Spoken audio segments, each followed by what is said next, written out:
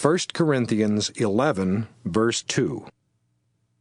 I am proud of you because you always remember me and obey the teachings I gave you.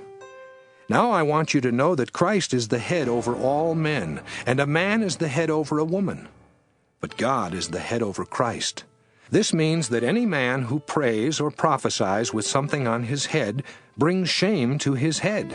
But any woman who prays or prophesies without something on her head brings shame to her head.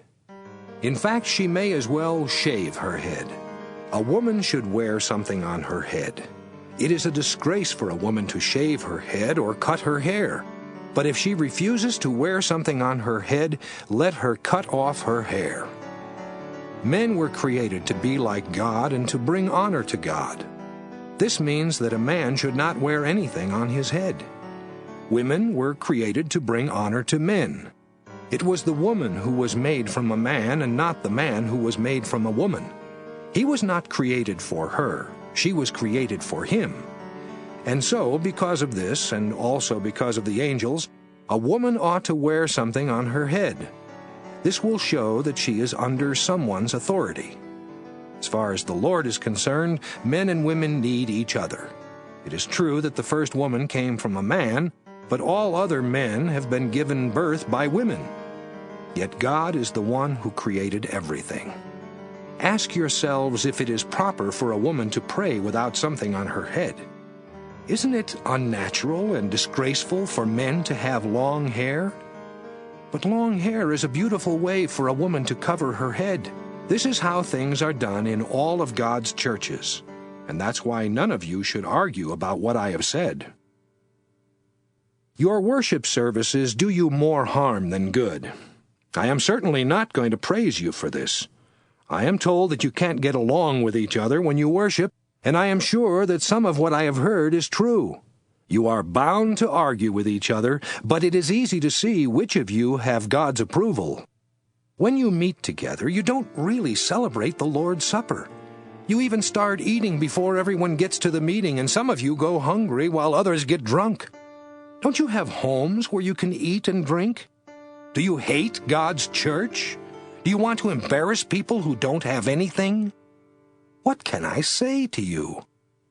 I certainly cannot praise you. I have already told you what the Lord Jesus did on the night he was betrayed, and it came from the Lord himself.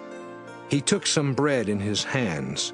Then after he had given thanks, he broke it and said, "This is my body, which is given for you. Eat this and remember me."